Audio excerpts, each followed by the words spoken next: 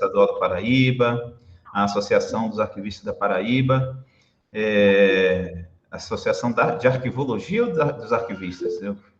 Arquivologia. Da Arquivologia da Paraíba. Não, a Associação dos Arquivistas da Paraíba. Dos arquivistas, perfeito. A quem eu tenho um orgulho aí de participar, né, de ser dos associados. Fico muito feliz com essa oportunidade de estar realizando essa oficina sobre digitalização. Agradecer muito realmente a vocês, um grande abraço também à Rita Sampaio, né, que articulou aí, intermediou, e parabenizar por esses eventos, por essas oficinas excelentes que estão acontecendo. Infelizmente, eu não estou com tempo de participar e assistir, mas sempre estou recomendando às pessoas e vendo essa agenda dos Sempre às Sextas, assim, um calendário fantástico, com vários profissionais que já passaram por aqui. Eu sei que a Ana Carla também, né, vai fazer uma oficina por agora, já passou o Renato Mota, enfim. Parabéns pela organização desses eventos, viu? Muito obrigado. Vamos lá, então? Bom, turma, bancada, eu estou com os slides aqui, depois, se você puder, me passe pelo chat um e-mail, que eu já mando para você aqui, para disponibilizar para o pessoal, né, depois das oficinas, Perfeito. Mas já está... Eu vou colocar meu e-mail aqui no chat, você Pronto, já está engatilhado aqui, já para mandar por e-mail para vocês. Gente, hoje a gente vai falar sobre digitalização de documentos, é um tema que realmente eu venho trabalhando há bastante tempo, é um tema muito caro, né, para a nossa área, para a nossa sociedade. Falar de digitalização de documentos é algo para a arquivologia, especialmente, que precisa de um tratamento, de um nível de complexidade muito maior do que as pessoas imaginam que seja, né? Digitalizar, tem muita gente que acha que é apenas pegar o papel, colocar ali no scanner, no equipamento e gerar uma imagem, né? É isso que as pessoas acham, e a digitalização é muito mais do que isso, né? Eu tenho, no doutorado, trabalhado bastante essa temática e trago uma conceituação de digitalização como um conjunto de procedimentos que propicia a derivação de um representante digital originário de estado analógico, né? Então, é mais ou menos nesse sentido, quer dizer, a gente não pode pensar em digitalizar um documento sem ter essa perspectiva de que é algo que deve garantir validade jurídica, esse representante digital, e ele pode até ser uma substituição de suporte, especialmente se for um documento considerado não permanente, né? Um documento com uma destinação final diferente de guarda permanente, um documento com uma temporalidade específica. Hoje a legislação, inclusive, já permite fazer esse descarte, né? Mas tudo que a lei permite nem sempre é possível fazer. Eu vou falar sobre isso com vocês aqui, porque é o que eu tenho tentado focar sempre nas minhas palestras, é demonstrar às pessoas que digitalizar e descartar um original é algo muito perigoso, muito complexo, que para fazer isso precisa de uma série de questões, de circunstâncias, enfim, nós precisamos ter muitos cuidados para realizar esse procedimento. É possível sim, mas não para documentos permanentes. Então, a gente vai ver isso também, que isso vai depender da classificação, vai entender que existem premissas, né? Antes de se fazer digitalização de documentos, é preciso que a gente tenha um processo de gestão documental bem estruturado, bem delineado, e é por aí que a gente vai começar. Então, eu vou compartilhar minha tela aqui, para a gente começar esse bate-papo. Deixa eu ver aqui se... As perguntinhas, gente, eu vou respondendo, tá? Ao longo do tempo, não vou deixar para o final, porque quando a gente deixa para o final, às vezes acaba esquecendo alguma coisa, né? Deixando passar... E aí eu vou respondendo aos poucos. Tá tendo intervalo, bancada, geralmente, ou não? Ou leva-se direto? Bem, fica a seu critério, tá? Quando é mais longo, né, 4 horas, aí certamente a gente faz um intervalo, mas fica, como esse é mais curto, fica... Pronto, perfeito. Então eu vou pegar direto aqui, porque... Tá, beleza. Então eu falo bastante, então eu vou pegar direto aqui, e se de repente a gente cansar um pouquinho, coloca um intervalozinho de 5 minutinhos só, tá bom? Bancada, já passei para o seu e-mail aí, os slides, tá? Tá em PDF. Fique à vontade depois para disponibilizar. Bom, Deixa eu compartilhar minha tela aqui. Todos veem direitinho? Veja aí se chegou certinho para vocês. Sim, está aparecendo legal aqui. Tá, perfeito. Ok. Deixa eu ir aqui. Beleza. Bom, então hoje, 10 de setembro, vamos fazer essa oficina até meio-dia. Eu vou me apresentar para algumas pessoas que não me conhecem muito rapidamente, porque o Rancada já fez isso. Atualmente sou diretor da Escola GDI, que é uma escola para gestores de documentos e informações, que é uma novidade na nossa área, né? É a única escola no Brasil focada em formação e busca de oportunidade para profissionais. Então, a gente tem hoje 125 alunos na escola, está crescendo bastante, tem cursos específicos, e no final eu vou deixar um linkzinho para quem quiser conhecer mais um pouco a Escola GDI, o seu funcionamento, como é que estão as coisas, né? Tem 12 professores na escola, e a gente trata assuntos diversos, tanto da área técnica, como digitalização, transformação digital, certificação, user experience, né? RDCA, Robotic Process Automation, enfim, tudo que é novidade nessa área técnica. Mas, além disso, a gente também foca na parte comercial, na parte de desenvolvimento pessoal, na parte de marketing, comunicação e na administração financeira. Tem até alguns alunos da escola aqui hoje, que eu fico feliz de ver vocês por aqui. Bom, eu sou bacharel em antropologia, como o Rancada já falou, tenho 20 anos de experiência na área. Atualmente, eu fiz um trabalho na Câmara Técnica do Conselho Nacional de Arquivos, né? Não posso dizer que eu sou membro da Câmara Técnica, porque esse projeto findou, foi a Câmara para discutir justamente a digitalização de documentos, e deve sair uma resolução do CONARC aí, futuramente, logo, logo, esse ano ainda, sobre digitalização de documentos, no qual eu pude participar aí com os colegas, né, com o Vanderlei Santos, com o Berto Narelli, o Carlos de Tade e o Rodrigo Nogueira. E já foi aprovado, inclusive, no CONARC, essa resolução, mas está em trâmites internos. Eu fui também conselheiro do CONARC, né, por 2 gestões, a 2005, 2007, aí nos idos de 2005, 2007, e tive a oportunidade aí de participar da construção de algumas resoluções importantes para a gente, como a resolução 25 do EARC, né, de modelo de requisitos, a resolução número 31, as recomendações para digitalização de acervos permanentes, né. Atualmente, então, meu foco principal é na Escola GDI, e a gente já tem aí mais de 10 mil pessoas que participaram dos nossos treinamentos, especialmente online, coisa que eu tenho feito bem antes da pandemia, né, desde 2018, trabalhando nesse universo, coordenei o GDI online, e já é a 4ª edição esse ano, então a gente tem feito muita coisa, fazendo muito aí, ajudando a arquivologia, ajudando a gestão documental, a gestão da informação. Bom, essa é a primeira pergunta que eu faço para vocês, né? Quem atua com gestão de documentos está preparado para este presente, este futuro que nós vivemos, né? O assunto é digitalização, ele está no universo da transformação digital, não é a ponta do iceberg, a digitalização é apenas um dos processos, né? É importante que vocês percebam isso. A transformação digital é muito mais ampla. Na verdade, eu diria que é mais. Essa conversa inicial que eu estava tendo com o Pancada aqui nos bastidores, antes de começar a aula, a transformação digital, ela é uma transformação social, na verdade, né? Que tem acontecido. Há uma nítida mudança nas relações pessoais, nas relações institucionais. O avanço da tecnologia, ele vai proporcionando celeridade em processos, a questão do capitalismo, enfim, envolve diversas coisas, né? Então, a gente não pode ser reducionista a ponto de falar em uma transformação digital e pensar apenas na internet, apenas em IoT, enfim. A gente precisa pensar realmente que está impactando diretamente nas nossas vidas, impactando na vida dos nossos familiares, dos amigos, da sociedade em geral. E isso vai continuar acontecendo.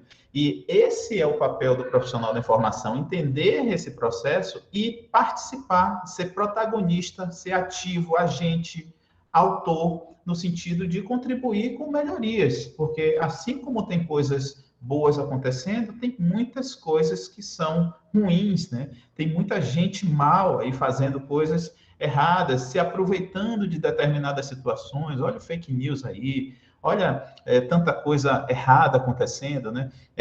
Então, a gente, como profissional da informação que nós somos, nós precisamos ter essa visão e precisamos estudar, gente, não tem jeito, é se atualizar, estar aí conversando sempre sobre o assunto, porque isso influencia, impacta diretamente nas nossas vidas e na vida da sociedade em geral. Então, eu, nessa pergunta, só respondendo, eu acho que ainda não estamos preparados para esse presente e futuro.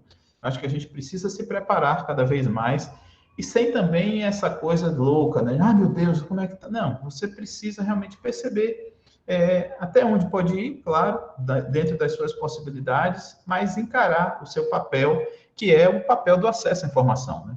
O profissional da área de arquivologia, da área de biblioteconomia, de museologia, do direito, da administração, de secretariado, enfim, quem trabalha com informação sabe, precisa ter essa noção de que o acesso é a nossa principal missão. Especialmente para o arquivista, isso tem que estar claro, né? Muito claro. Nós temos que possibilitar o acesso da informação às pessoas. E esse acesso, ele tem que acontecer para quem tem direito a ter acesso. Às vezes o acesso é irrestrito, né? O acesso, ele tem que estar disponível para todo o coletivo, mas às vezes é para um público limitado. Então, nós temos que proporcionar esse acesso através de elementos de preservação, por exemplo, né? A preservação é outra missão importantíssima nossa, mas eu ainda coloco o acesso mais em cima, porque a gente preserva para quê? Para dar acesso em algum momento a alguém, né? Mesmo que seja lá para frente. Então, temos que ter essa visão, tá? Antes de entrar nesse processo de digitalização de documentos. Outra coisa que a gente precisa avançar é que não existe uma fase só na nossa carreira, na nossa profissão. A gente precisa sempre de planejamento. Antes de execução, sempre de planejamento. Para executar, para monitorar e concluir. Eu vejo muita gente já indo direto para a execução, por exemplo, em projetos de digitalização. Opa, caiu aqui, acho que... Pronto, voltou. Tá tudo bem aí, gente? Vocês estão conseguindo enxergar a tela? Ok. Tá ok, né? Joia. Bom, planejar, executar, monitorar e concluir, tá? Essa é também algo que a gente precisa ter essa clareza quando a gente vai fazer projetos de digitalização de documentos, tá? Os trabalhos colaborativos também, preciso chamar isso a atenção de vocês, porque eu vejo muito hoje a individualidade reinando aí em alguns projetos, aquela coisa da gente não contribuir, não colaborar com a nossa sociedade, sair da faculdade e esquecer as coisas, né? Quer dizer, enquanto você está na faculdade, você está em comunidade, você está com as pessoas. Quando você sai da faculdade, parece que é cada um por si, né? E Deus por todos. Então, não dá para pensar assim. Quando a gente pensa assim, a gente reduz a capacidade de um projeto melhor, com melhores resultados, tá? Sempre que tem mais pessoas envolvidas nos processos de decisão, é importante. É difícil, claro, mas você trabalhar com pessoas é bem complicado, obviamente. Com você mesmo, a gente às vezes não acorda bem, né? A gente olha para o espelho, não está se gostando, reclama com a gente mesmo. Imagine com outros. Mas a gente precisa exercitar essa convivência, criar meios para manter uma harmonia, e isso vai fazer com que os projetos de gestão documental, de digitalização, sejam mais eficazes, sejam mais eficientes, efetivos. Outras questões importantes, né, antes de entrar na digitalização propriamente dita, é a necessidade do profissional saber documentar. A gente precisa saber documentar os nossos processos. Por mais agilidade, celeridade, dinamismo que seja necessário num projeto, se a gente não tiver uma documentação registrada, pontuada, nós teremos problemas lá na frente, ou as pessoas não conseguirão trilhar, né, auditar, por exemplo, o que está sendo feito. Né?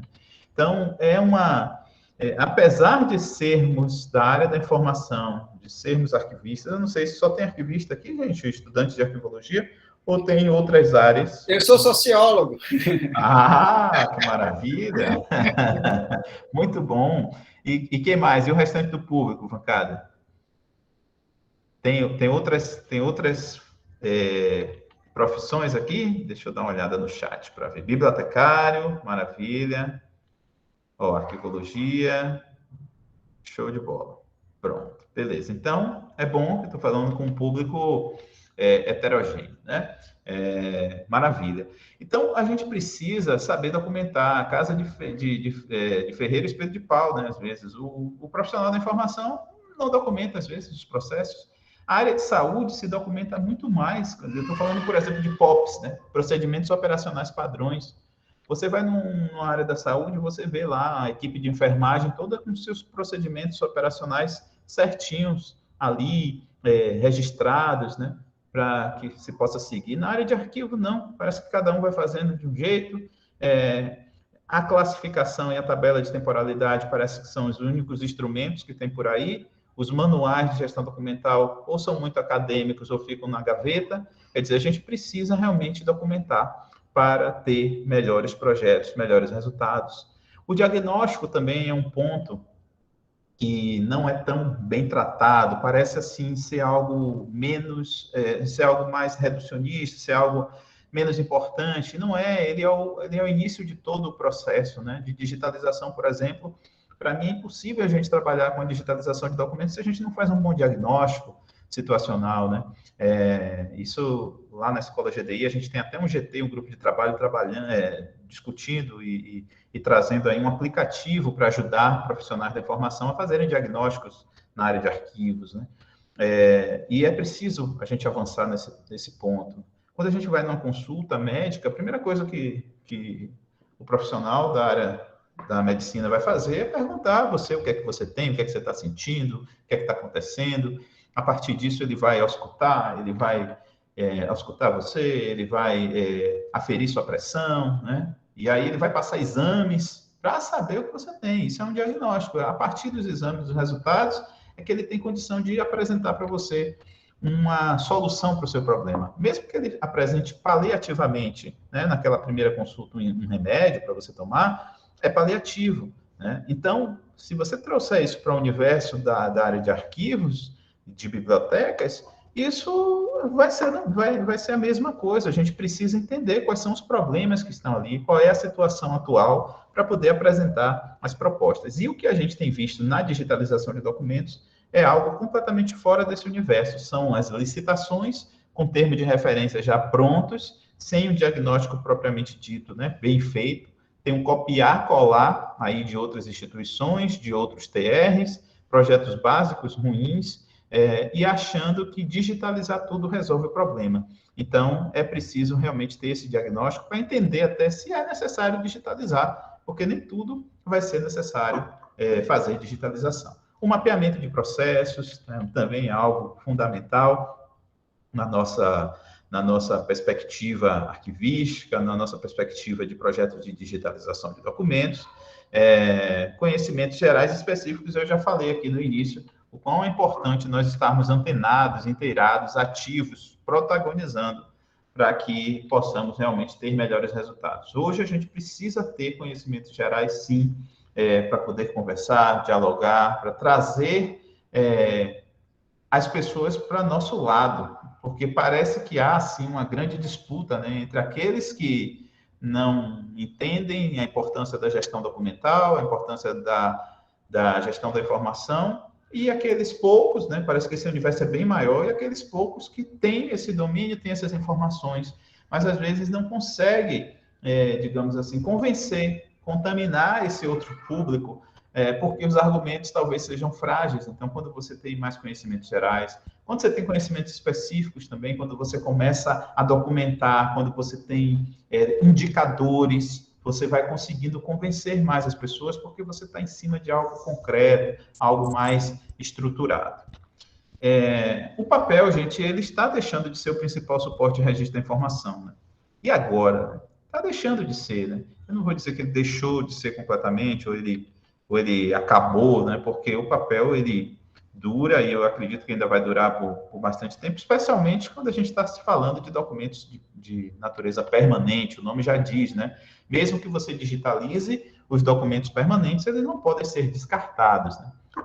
A legislação é bem clara em relação a isso, o decreto 10.278, a lei 13.787, lei 13.874, tem muita legislação, muita normativa sobre o assunto.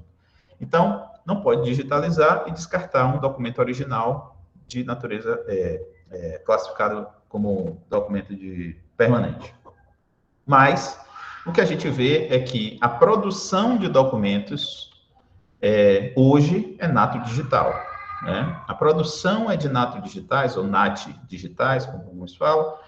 Essa é a produção documental, hoje, né? Atual, da grande maioria das instituições, né? Tem gente que ainda imprime? Tem.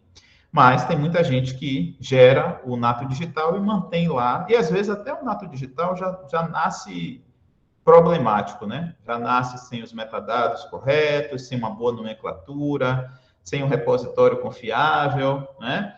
E aí a gente começa a ter problemas também em relação a essa produção de documentos. Mas hoje o grande universo de discussão é a área de documentação digital. O grande problemática, digamos assim, né, é a preservação digital. E o documento digital, ele se divide em duas grandes áreas, dois grandes universos, que é o universo dos documentos nato digitais e o universo dos documentos digitalizados, né? Os nato digitais, o nome já diz, eles nascem digitais. Eles nem precisarão ser impressos, talvez nunca serão impressos. E é o nato digital que é o original. E quando é impresso, esse impresso é uma cópia, apenas uma cópia, porque o original é o digital, né? Isso eu digo quando esse original digital ele tem assinatura, né? Ele tem um padrão de metadados necessário para ser um documento digital com validade jurídica.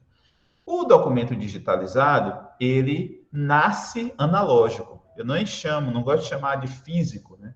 Porque a fisicalidade é diferente. O próprio digital é físico também, né? O digital, ele tem um local de armazenamento, né? Até uma discussão essa que eu tenho feito também a nível de doutorado, aí consultando o Froman, o Foucault, né? Que trabalham essa questão da materialidade, da fisicalidade, e está muito claro que o digital, ele também é físico, né? Porque ele está armazenado em algum local. Então, eu não gosto de falar de físico e digital, né? Eu gosto de falar de analógico e digital. O analógico representa mais o papel, representa mais mídias e suportes não digitais, né? E o papel, ele tem origem chinesa, né? Há mais de 500 anos antes de Cristo, é por aí, pelo menos o que as pesquisas trazem, e ele veio e, assim, dura até hoje, né? Mas será que ele é para sempre, né? Para sempre é muito tempo, né, gente? E se formos voltar lá nos nossos ancestrais que faziam registros nas pinturas rupestres, né, nas montanhas, nas cavernas, se comunicavam e registravam a informação ali, e aí depois tem a pedra, né? A pedra do Moisés, dos 10 mandamentos, e tantas informações eram registradas nas pedras. E aí você vê aquele suporte de registro de informação pesado, difícil de levar para um lugar para o outro, e pensa, nossa, será que os nossos ancestrais naquela época estavam discutindo isso? Como é que a gente vai tirar um suporte tão concreto, tão sólido, e vai colocar num papiro, né, por exemplo? E esse papiro já é algo mais fácil de manipular, de levar para lá e para cá, e aí vem pergaminho, e aí o papel, e fitas VHS, cassete, suporte de registro da informação. E vocês percebem que não são mudanças grosseiras, né? Acabou a pedra, entra o papiro, acabou o papiro, entra o pergaminho. Não é assim. As coisas vão acontecendo e essas mídias, esses suportes, eles vão sendo utilizados de uma forma concomitante, né? Aí que existe um momento que há uma ruptura, digamos assim, passa-se a deixar de utilizar. Ninguém usa hoje pedra nem pergaminho para poder fazer registro de informação. Usa-se para manter esses documentos como parte da nossa história, né? Quando se encontra um documento desse hoje, independente da informação contida nele, é importante fazer a guarda, porque ele revela ali uma época e um traço da sociedade. Então, o papel, ele está deixando de ser esse suporte de registro da informação. Eu acredito que nós deixaremos de produzir documentos em suporte papel, eu acredito nisso. Não sei se é essa representante digital, se é os formatos atuais que existem por aí, se outros suportes, e que suportes chegarão, né? Tem aí pesquisas de suporte in vitro, tem as fitas LTO também que já preservam bem, mas as coisas vão evoluindo e estamos numa sociedade em constante evolução, uma sociedade que é consumista, né? E a partir disso a gente vai comprando coisas novas, vai comprando suportes e mídias novas. Então, o papel, para mim, ele deixa assim, logo, logo, de ser o principal. Mas o logo, logo pode não ser daqui a 2, 3 anos, 5 anos, eu não sou futurólogo, né? Mas eu preciso apontar que os caminhos que estão aí delineados, aparecendo para a gente. Então, a digitalização e Nato Digitais, para mim, são os caminhos nesses próximos 5 anos. As coisas estão acontecendo nesse sentido. Os legados estão sendo digitalizados. Nem sempre legados, né? Às vezes tem os passivos também que são digitalizados. E é uma grande diferença. Existe ali uma MDA, como os arquivistas chamam, massa documental acumulada, né, nas instituições. E essa MDA, o nome já está dizendo, é uma massa documental, ela não foi tratada. Então, para mim, ela é MDA por isso. Só que ali dentro da MDA tem o extrato, que é o legado, que são as informações, os documentos que não podem ser descartados, seja por um tempo maior, porque ele tem um prazo de guarda maior, seja porque eles são documentos permanentes, eles estão dentro dessa MDA bagunçados e precisam passar por uma gestão documental prévia e não pegar essa MDA, digitalizar ela toda, jogar no computador e ver lá o que é que vai dar. Por quê? Porque ali você não tem elementos suficientes, você vai gastar muito fazendo digitalização sem necessidade. Bom, aí a gente chega agora num processo que todo mundo fala, todo mundo vê, que é o de modernização, né? Modernizar, precisamos modernizar. Só que a tecnologia, ela não é o único ponto de modernização. Você que trabalha com documentos precisa entender que a melhoria de processos, a estruturação, a infraestrutura, né? A melhoria dessa infraestrutura, a tecnologia, obviamente, as capacitações, a evolução nossa como profissionais, inovações, né? Não sempre uma criação do zero, mas inovações no sentido de melhorias internas também, às vezes assim, bem pontuais. Mas modernizar é isso, modernizar na gestão documental é essa necessidade da gente avançar nesses pontos, tá? E os processos estão logo em primeiro lugar aqui, não por uma coincidência, porque para mim é o ponto nevrálgico, digamos assim, né? Quando a gente melhora os processos, a gente consegue avançar em muita coisa. Às vezes não precisa da tecnologia para isso. São questões que não dependem de computador, não dependem de dinheiro. Então, modernizar nem sempre depende de dinheiro. A gente tem esse argumento, não falta dinheiro aqui, falta verba, não sei quem não investe, fica difícil trabalhar assim, mas o que é possível fazer sem dinheiro, né? Então, vocês precisam fazer essa avaliação. No momento que forem fazer um diagnóstico, que forem fazer um plano de ação de atividades de curto, médio e longo prazo, precisam fazer essa identificação daquilo que não precisa de dinheiro. E aí, gente, a modernização também traz essa perspectiva de concepção de uma transformação digital na gestão de documentos, tá? E essa transformação digital, lembrem que eu falei, ela não é apenas algo tecnológico, ela é algo que impacta nas nossas relações, nas nossas vivências, e para isso a gente precisa de pessoas trabalhando em comissões, né? As comissões estruturadas, a Comissão Permanente de Avaliação de Documentos, CPAD, Comissão de Modernização da Gestão Documental, né? A gente precisa de gente. E a gente precisa de gente capacitada, né? Mesmo que a instituição não vá fazer o trabalho em si de digitalização ou de transformação digital, que vá contratar empresas para fazer, os fiscais e os gestores de contrato precisam estar capacitados, tá?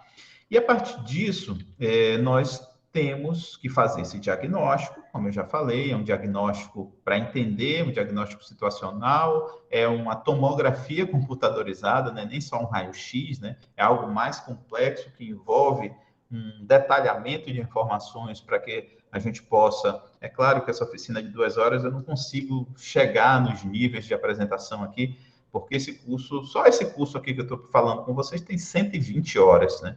A gente está falando em 2 horas, algo que eu falo em 120 horas, que é o curso de digitalização top, né, que eu tenho.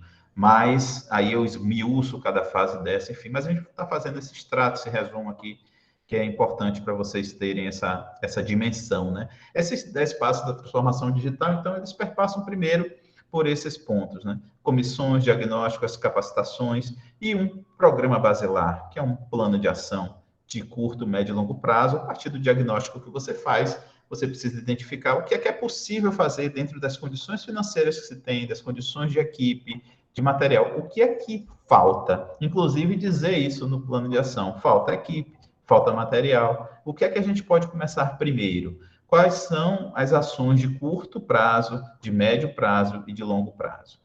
E as políticas já fazem parte desse segundo grande bloco, políticas e manuais, o arquivo central estruturado e os planos de classificação e tabela de temporalidades existentes, né, os instrumentos.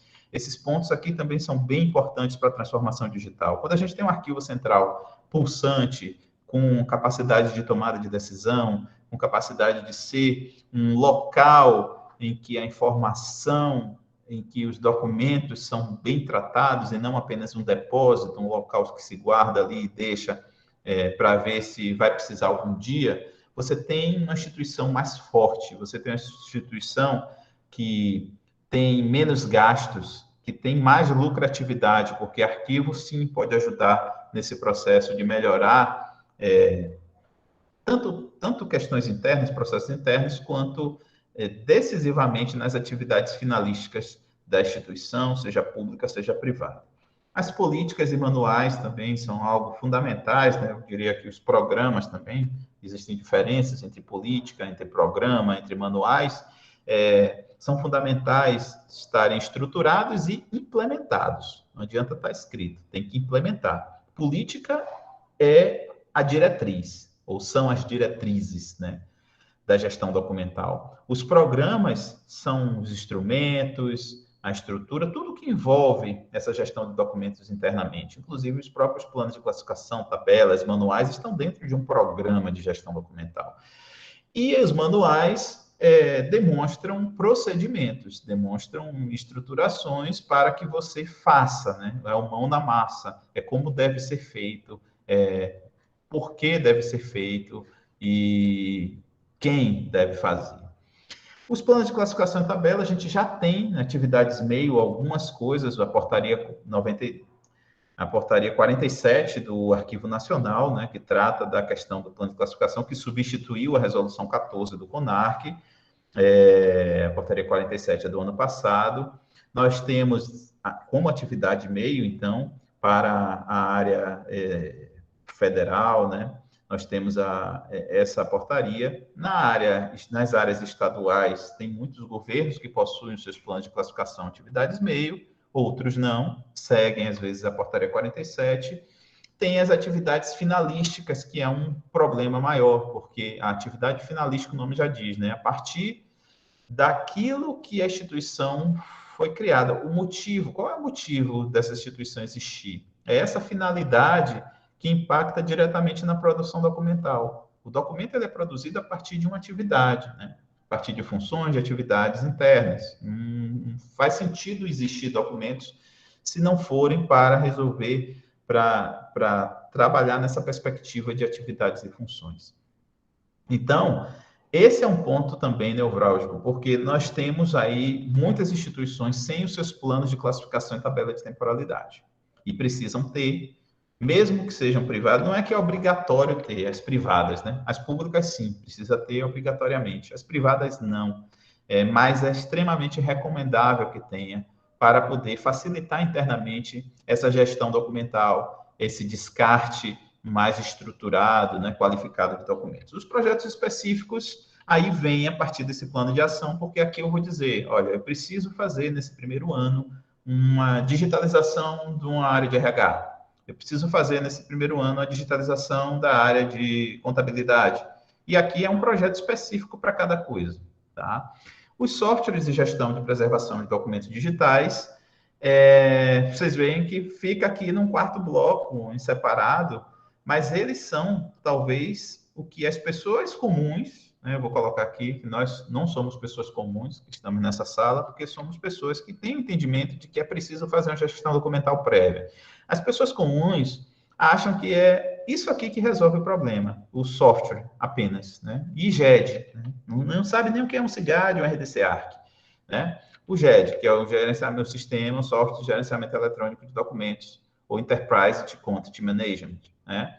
É um software que vai resolver o problema, e não é, né? E CIGADs, os sistemas informatizados de gestão arquivística de documentos, e os repositórios digitais confiáveis, aqui faltou o ARC, né? O arquivísticos. Esses são pontos importantíssimos, não é que estão ficando em segunda mão, são fundamentais.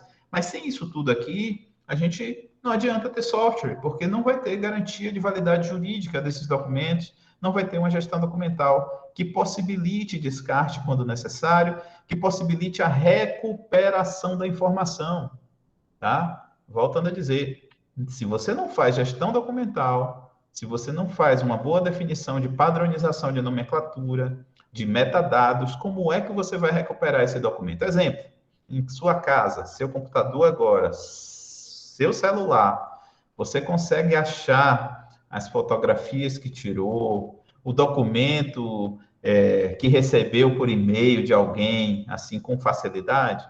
Caso de Ferreira Espeto de Pau. Porque quando a gente baixa um documento para download, tem nomes assim diversos, né? Eu hoje não sigo uma padronização, não vou mentir assim ainda como eu gostaria, mas o documento que eu mandei para o Van Carder, ele vai ver lá, certamente tem algo que faça uma referência a esse momento que estamos passando aqui. Eu devo ter, não lembro muito bem como é que eu coloquei a nomenclatura, Van Carder, se você puder falar para mim aí como é que eu coloquei, só para o pessoal ter uma Ok, noção. só um minuto, abrindo aqui. Tá. Oficina APB César, Pablo Soledade. Perfeito. Pronto. Oficina APB César Pablo Soledade. É o melhor dos mundos? Não. Por quê? Faltam elementos importantes aí. Falta, por exemplo, a data, tudo bem, vai estar lá nos metadados a data da produção. Tem essa informação lá em propriedades, né? Mas faltam algumas informações aí, talvez na nomenclatura, que facilitasse mais a pesquisa. Mas, por exemplo, se eu colocasse apenas no documento Oficina APB César, eu tenho certeza que o Vancada está recebendo um monte de arquivo aí de vários professores, né? De vários PDFs. Ou se eu colocasse apenas o número 1, número 2, eu não me preocupasse em me identificar no arquivo, fosse mais difícil daqui a 2, 3 anos o Van Carder fazer essa pesquisa no repositório dele e encontrar esse arquivo, tá? Então, é importante a gente definir um padrão de nomenclatura. Já existe no mercado alguns padrões de nomenclatura, o próprio Arquivo Nacional, quando você trabalha com descrição arquivística, né? Na área de biblioteca também está muito disso, né? Nos seus catálogos, nas suas CDU, CDD e tantas coisas de classificação, mas a gente precisa seguir. Na engenharia também, tem muito isso, né, que eles chamam até de lei da informação, que é como você nomeia esses arquivos. Mas tente nomear de uma forma, e quando você recebe um download, tem essa preocupação de renomear logo na hora, de ver o nome do arquivo, porque senão você não vai encontrar esse documento, porque geralmente a pessoa que manda o arquivo para você é uma pessoa comum, ou até somos nós mesmos que não temos essa preocupação em fazer essa referência de nomenclatura, tá? Gestão e preservação digital está nesse métier aí, está nesse sentido da gente garantir que esse documento pós-digitalização, pós-produção de nato digital, ele permaneça pelo tempo que for necessário. E aí, para isso, a gente precisa ter um software, mas a gente precisa ter essas premissas bem estruturadas. Ok até aí, pessoal? Tudo certinho? Deixa eu ver se tem perguntas. Vamos lá. Eita, Luciana aqui. Luciana, você me elogiando assim, você não vale. Você está no curso. Brincadeira, um abraço grande, viu? Muito obrigado pelos elogios, fico super feliz. Deixa eu ver se tem perguntas aqui. Não, por enquanto tudo certo, né, gente? Beleza, vamos lá. Então, voltando aqui a esse, diria aqui, esse arcabouço legal que nós temos, essa miscelânea, essa sopa, né, de letrinhas e de números que nós temos aí na legislação sobre digitalização de documentos. Tem várias. O ano passado surgiram muitas coisas. Lei 14.063 e Decreto 10.543. Não vou trabalhar esmiuçando para vocês essa legislação, mas depois vocês podem pegar os slides aí, que já está com o professor Van Carder, e dar uma olhada, pesquisar esses termos. Esses dois aqui estão relacionados à assinatura digital, à certificação, à assinatura eletrônica, digamos assim, o governo trabalhou com uma diferenciação agora da assinatura eletrônica. Né? Antigamente você tinha uma assinatura, mas hoje você, na verdade, o que aconteceu foi uma certa flexibilização dessa necessidade do ICP, né? Da assinatura digital, porque hoje nós temos a assinatura simples, a assinatura avançada e a assinatura qualificada. A qualificada, que é a assinatura com ICP Brasil, que é o decreto a MP 2200 de 2001, né?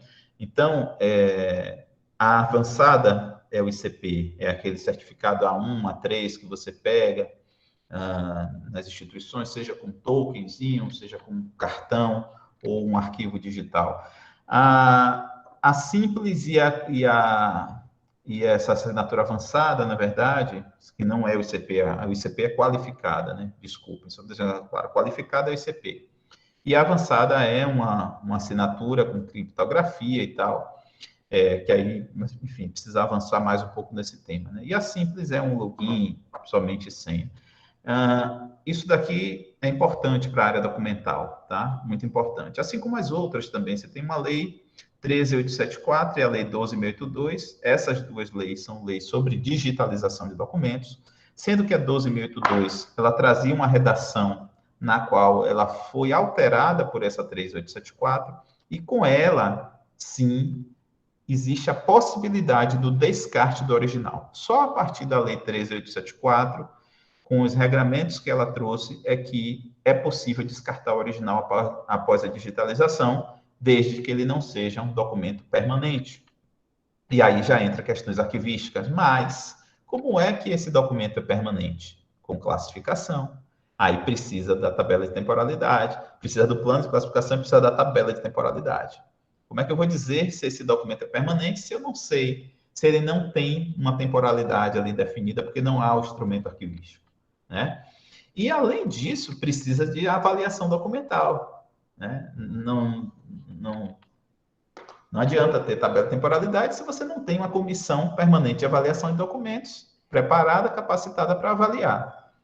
E para fazer avaliação documental, você precisa de um programa de gestão documental na instituição, porque como é que você faz avaliação documental sem definição de critérios, sem manuais? Então, vocês entendem qual é o X da questão e qual é a oportunidade que a gente tem a partir da Lei 12.082, com a alteração feita pela 13.874 e o Decreto 10.278, né, de 2020, trazendo claramente lá nos seus artigos 6, 7 até o 11, essa necessidade da classificação, necessidade da avaliação documental, porque tem um artigo que diz o seguinte: não deve se digitalizar tudo. Está claro lá, né? Digitaliza apenas aquilo que for necessário, tá? E existem outras normas de digitalização também, para a área de educação, de saúde, sistema financeiro, né? A educação tem a portaria 315, que entra em vigor agora em abril de 2022, né? Era para ter entrado no ano passado, em 2020, mas houve uma solicitação de prorrogação e tal, e foi para 2022. E essa portaria, ela obriga as instituições de ensino a terem seus documentos digitalizados, disponíveis para as auditorias do MEC, tá? Então, é uma grande oportunidade de trabalho, de mercado. A saúde tem a Lei 13.787, né, de 2018. Além disso, o CFM, o Conselho Federal de Medicina, tem trazido resoluções há muito tempo sobre essa questão, e fora o CFM, o de nutrição, de enfermagem e de outras áreas da saúde também tem regramentos sobre digitalização, sobre arquivos digitais. A MP 2200 já é mais antiga, né? São 20 anos aí, com uma legislação que permite a criação dos natos digitais, sem precisar você imprimir mais. São 20 anos que essa legislação possibilita a produção de natos digitais, né? E aí tem o decreto 10.278, que talvez seja um dos que mais, assim, inclusive eu tenho live sobre isso, né, lá no meu canal, acho que tem muita gente aqui que deve me seguir no canal do Pablo, eu faço lives todas as segundas-feiras. Lei 5433, que é a lei sobre microfilmagem, né, que também, essa lei, ela trouxe muitas concepções aqui para a 10.278, porque a 10.278 tem base nessa perspectiva de um microfilme, mas, porém, contudo, todavia, o microfilme tem diferenças muito claras em relação a símbolos, né, a sinais no início do documento e no final, né? E há uma solidez muito grande, uma consolidação dessa lei, né, já de muito tempo. E a digitalização não, tem uma fragilidade de suporte maior, tem nuances em relação a possibilidades de adulteração e tal. Não que não seja possível fazer adulteração no físico, no papel, no documento analógico, né?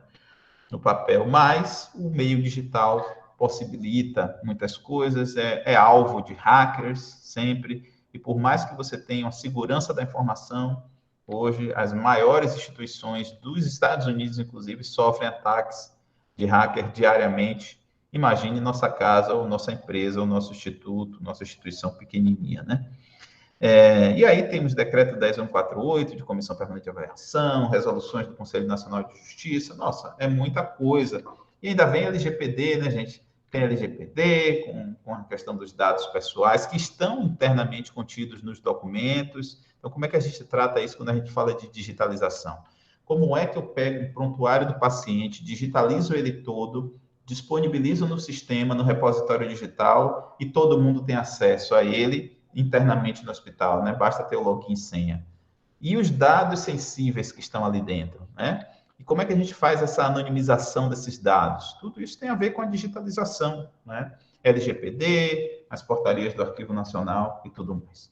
Bom, aí agora a gente entra nessa parte da digitalização, era tempo que eu precisava para mostrar para vocês essas informações de premissa, para que a gente realmente caia no processo de digitalização, que nada mais é a digitalização, a ampliação do acesso à informação, possibilitar que as pessoas tenham mais facilidade em ter esse documento, né? Independente de, pelo menos, o representante digital dele. Né? Uma carta de Pero Vaz de Caminha, por exemplo, não precisa ser na Torre do Tombo, não precisa ser em Portugal, você pode clicar ali, em 3 segundos vão aparecer um monte de cartas para vocês. Mas, qual é a verdadeira? Qual é a fidedigna? Qual é o repositório que garante essa segurança de que esse documento que você está acessando é um documento que corresponde ao original? Então, tem que ter cuidado com essas fontes de pesquisa, tá? Muito cuidado.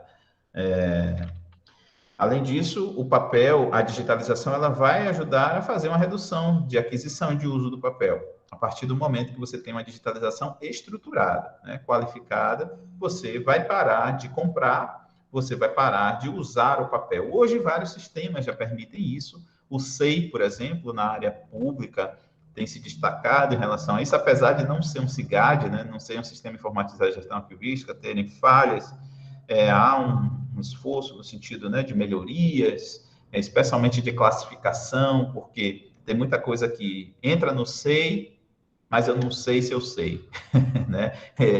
Nomenclatura, às vezes há erros de metadados, enfim, de nomear documentos e você não consegue encontrar a classificação, por exemplo, do SEI, que fica aberta. Então, são problemas sérios que precisam ser resolvidos. Digitalizar é dar celeridade também nos processos de tomada de decisão, né? A gente, com documentos digitalizados, tem uma facilidade maior de, através de extração de dados, por exemplo, OCR, né? Que é aquele PDF pesquisável, ICR, que é o manuscrito, você consegue ali concatenar informações, você consegue extrair esses dados e ter indicadores na mão, ter informação, e informação a gente sabe que é poder há muito tempo, né?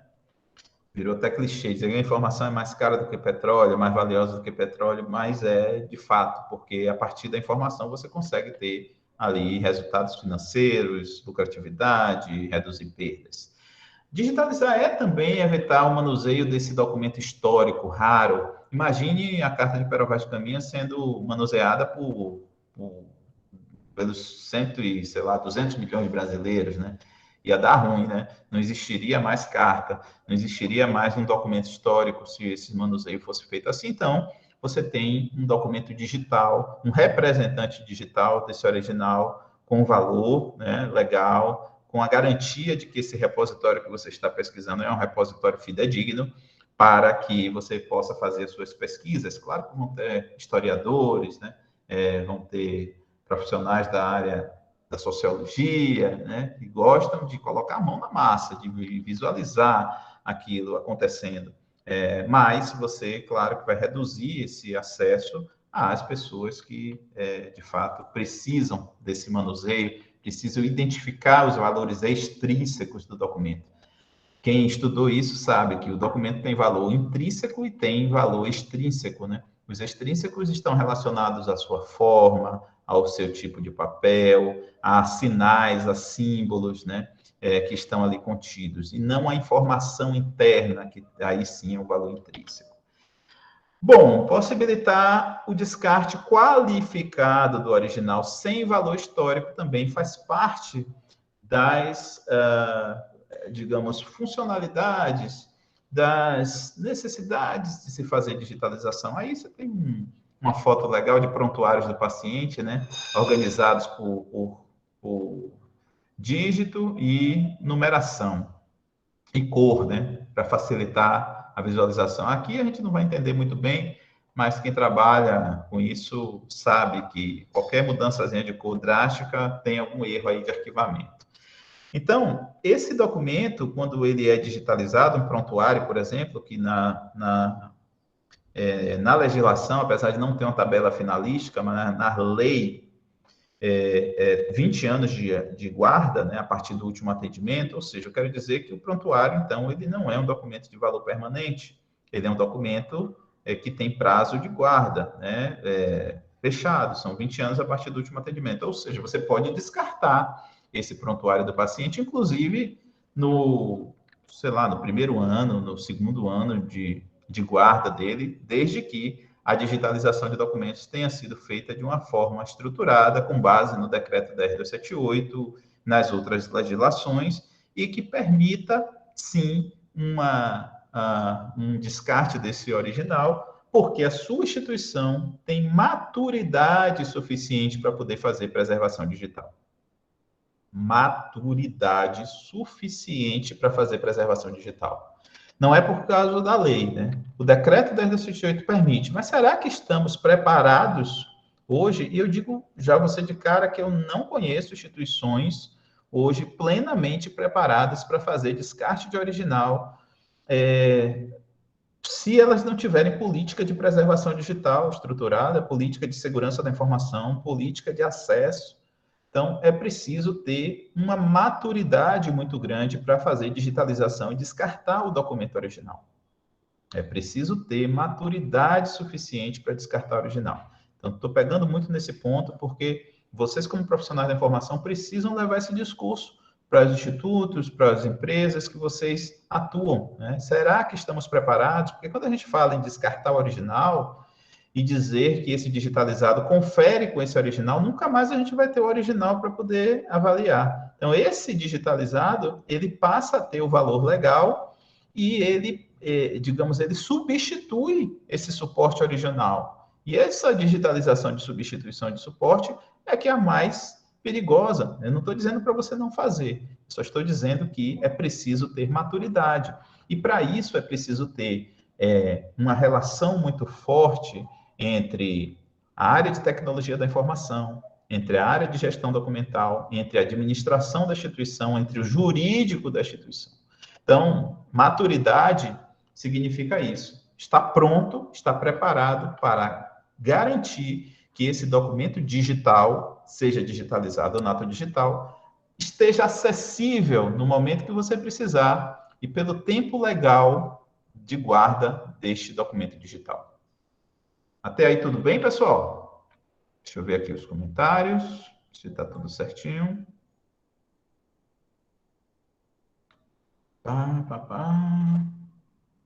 Bom,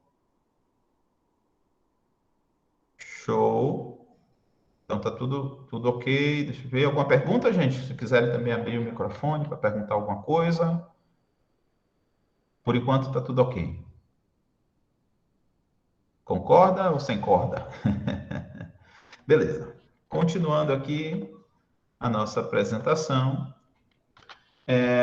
Os projetos de digitalização, então, nós, com toda essa visão que eu mostrei para vocês, fica claro que nós temos um antes de digitalizar, vamos ter o durante a digitalização e vamos ter o depois, né? Sendo que o antes, primeira coisa que a gente precisa fazer é, num projeto de digitalização, pensar, olha, precisamos garantir a validade jurídica dos documentos digitais, tá? Então, vamos digitalizar pensando nisso, tá? Não vamos dormir e acordar sem pensar que esses documentos que estão sendo digitalizados, eles precisam manter a validade jurídica.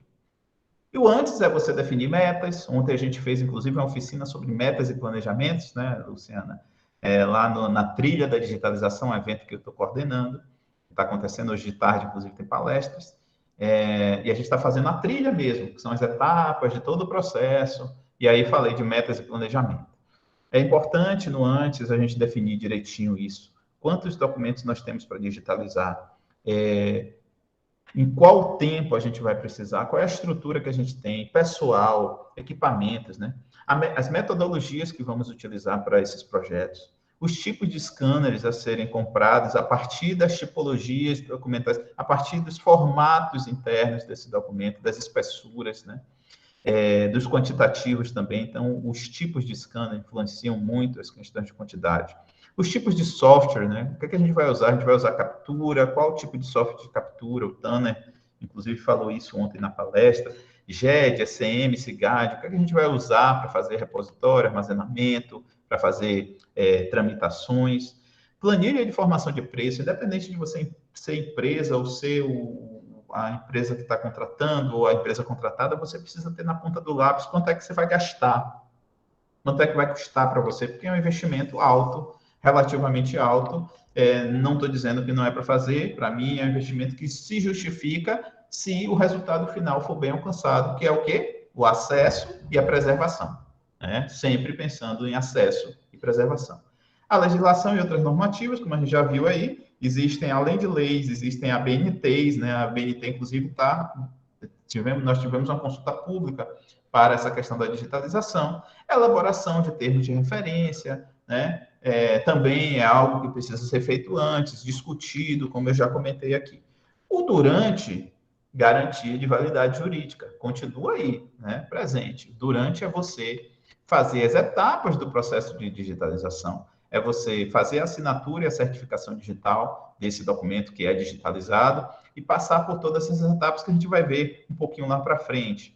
As atividades práticas também, né, de todo um processo. Então, esse é o durante, que eu vou falar com mais detalhes daqui a pouco.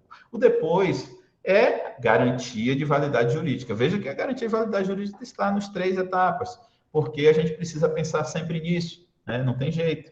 A gestão desses documentos digitais vai possibilitar garantir a validade jurídica? Sim, o que a gente chama na área de arquivologia de cadeia de custódia, né? A cadeia de custódia precisa ser preservada para que tenhamos, de fato, um documento fidedigno, um documento confiável, arquivisticamente falando, né? E a autenticidade, que é um tema bastante importante para a área também, né? A gente trabalhar com essa perspectiva da integridade desses documentos a partir do repositório, da certificação digital, do hash ali, e a identidade dele, né? Que é também a certificação digital no sentido de quem assinou, ou quem é o pai da criança, né? Para um documento digital, nato digital, você já consegue ali estabelecer no metadados quem foi que criou esse documento, quem assinou esse documento. E para o digitalizado, você vai assinar dizendo que esse documento confere com o original. A assinatura digital nada mais é do que você dizer que você está conferindo ali veracidade desse documento, e especialmente o gestor público tem é fiel, enfim, bom, esqueci o nome agora direito, mas é quem pode assinar um documento e garantir que ele corresponde ao original, né? É como um cartório que autentica também, né? Você vai no cartório, leva o original, leva uma xerox e o cartório carimba e diz, confere com o original. Esse deve ser, digamos assim, um conceito, né? Então, ele não vai substituir nunca. Nunca o digitalizado vai ser o original. Ele vai substituir. O original é uma coisa, né? Por isso que eu não falo muito em desmaterialização. Desmaterializar seria se o original ele sumisse no processo, né? Entrou no scanner, cadê o original? Sumiu. Foi desmaterializado, né? Sumiu. Não. O que houve ali foi um processo de geração de um representante digital.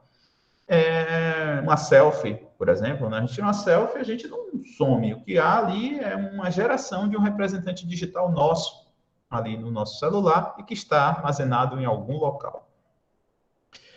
A preservação de documentos digitais é algo também que deve ser feita depois, deve ser pensada, né? É o depois do processo da digitalização, a cibersegurança, a curadoria digital, né? A possibilidade de você disponibilizar esse documento para diversas pessoas, o ambiente, quais os principais documentos, né? O que disponibilizar, quais as informações preservar, quais anonimizar, enfim, fazer curadoria, tá? Então, tá claro aqui que existe esse antes, durante e depois. E no projeto de digitalização especificamente, nós temos aqui, para ficar mais claro para vocês, né? Alguns alunos meus já conhecem esse desenho, já estão cansados de ver, né? Mas isso que eu falei ontem na oficina, né? Tem alunos meus que assistem minhas aulas, às vezes 10 aulas iguais, e chegam para mim e dizem, nossa, eu aprendi bastante nessa e coisas que eu não tinha percebido na outra, né? E eu até pergunto, para que você está assistindo de novo essa aula? Ele diz exatamente isso, porque é um olhar diferente. Às vezes você chama atenção mais de uma fase, ou você faz um comentário que naquele momento você não estava tão ligado assim. Então, é importante realmente fixar, né, e rever algumas coisas. Então, essa figura aqui, ela representa esse processo de um projeto de digitalização. A definição clara de uma meta, de um enunciado, né? Eu vou digitalizar 100 mil páginas do setor de RH em 30 dias. Então, você fez esse enunciado, definiu a meta, são 100 mil páginas, está claro, é uma meta SMART, como eu chamo, né?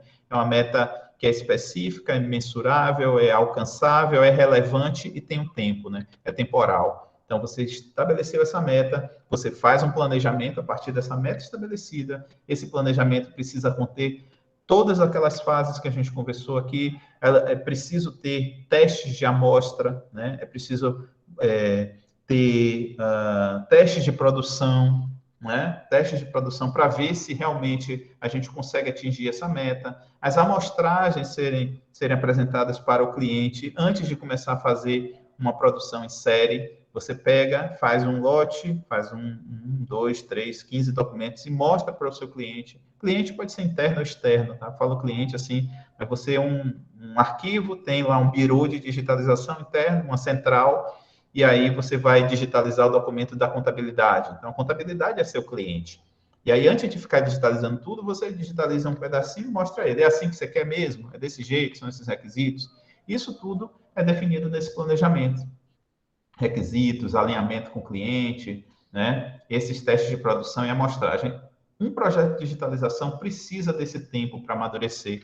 Então, vocês, quando forem começar, não comecem logo querendo digitalizar no primeiro dia. Não, tira uma semana para poder fazer todo esse ajuste, essa estruturação, para poder planejar, para poder colocar a equipe azeitada mesmo, né? A equipe pronta para começar essa execução, essa produção. E aí já começa com um nível de maturidade bem maior e evitando esses possíveis retrocessos, evitando que você redigitalize porque você errou. Então, o planejamento é importantíssimo por isso. Monitorar, executar o tempo inteiro, não tem jeito, né? Controle de qualidade, análise de que está tudo certinho para realmente dar resultados. Eu uso muito o conceito aqui do guia PMBOK, né? A parte de projetos, nesse formato, apesar de ter metodologias ágeis também aqui nesse métier, mas o PMBOK é algo que eu utilizo bastante. A finalização do projeto também é algo que precisa ter maior cuidado, que é a entrega, né? Entregou direitinho, está tudo certo, e peguei o meu termo de encerramento, agora é com vocês um processo de gestão e preservação de documentos digitais, que aqui já é um outro projeto, já é uma outra coisa. Outra coisa importantíssima é essa tétrade aqui, quando a gente fala de digitalização de documentos. Não dá para falar de digitalização sem pensar em acesso e uso, né? Quem é que vai ter acesso a esses documentos? Onde é que essas pessoas vão ter acesso? Quando essas pessoas vão ter acesso? Por quê? Por que elas precisam ter acesso a esses documentos? E como? Como é que eu vou dar acesso a esses documentos? Então, são perguntas importantíssimas para fazer, porque, como eu disse, o acesso é a nossa missão. Digitalizar vai ser para dar acesso, mas quem é que pode ter? Né? E quando é que essas pessoas poderão ter? Então, responder essas perguntas são fundamentais.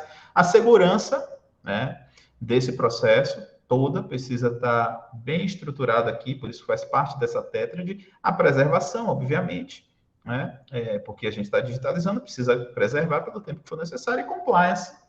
Compliance, que é uma palavra muito na moda, né? Para a área da digitalização, a gente utiliza como conformidades, os processos precisam estar conformes, dentro tanto das normativas e regramentos externos, as leis que eu mostrei para vocês, quanto internos, regimentos, estatutos, questões internas que são definidas. Então, é preciso ter essa visão antes de digitalizar. E utilização de método, né, gente, para digitalizar. Aqui é um curso, é uma oficina que eu preferi focar com vocês em questões de concepção, do que pegar um scanner e ficar mostrando como digitaliza. Isso aí vocês pegam lá no Google, colocam assim, digitalização de documentos, quero ver. Eu até tenho aulas disso, se vocês quiserem, até disponibilizo, mas eu preciso que vocês tenham noção dessa estrutura necessária para se fazer a digitalização, porque eu estou falando aqui com futuros gestores de contrato, estou falando com futuros supervisores de projeto de digitalização, eu não estou falando com auxiliar de digitalização.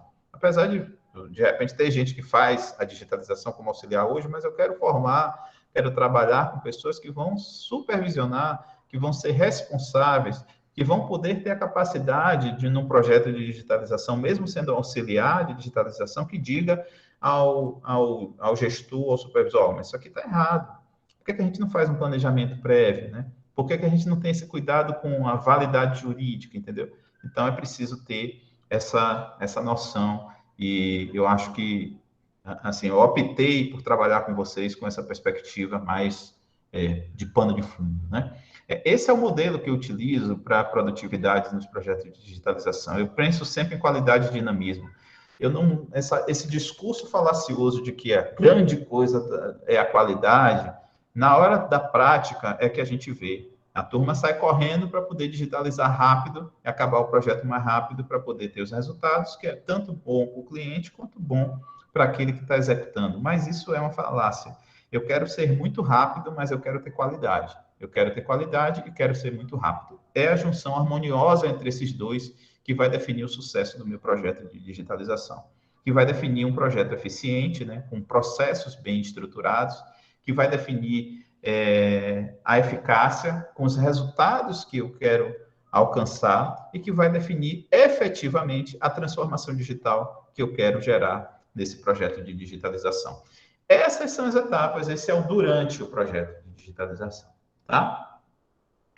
Depois de trazido essa visão para vocês, de como fazer, né? De pensar qual é o grande diferencial da sua empresa, qualidade. Que diferencial que nada, de qualidade é uma obrigação da sua empresa. Eu falo logo isso para alguém que vem com esse discurso para mim, com esse papinho furado de que qualidade é o grande diferencial. Qualidade da boca para fora. Eu quero ver resultados, eu quero ver na prática como é que essa qualidade está sendo traduzida, né? Que qualidade é essa? Será que você vai atingir os resultados com essa qualidade que você está dizendo que você tem? Eu quero que você seja rápido. Você quer ser rápido, então vamos, né? Vamos ser sinceros, o que é que você vai conseguir fazer? Eu tenho aqui uma curva, preciso trabalhar nisso, quero que você faça isso num tempo rápido, é isso que todo mundo quer e quero qualidade, tá? Então, é isso que a gente precisa deixar claro. As etapas do processo de digitalização, que é esse durante, passam por um processo interno. Aqui eu coloquei como se fôssemos um bureau, né? Ou uma central de digitalização, ou OTC, né?